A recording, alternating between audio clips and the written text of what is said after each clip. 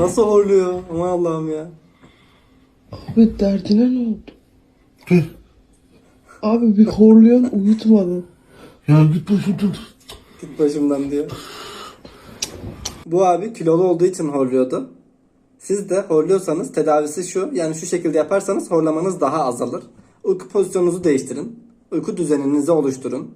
Eğer ki burnunuz tıkalı yatıyorsanız burnunuzu açarak uyuyun.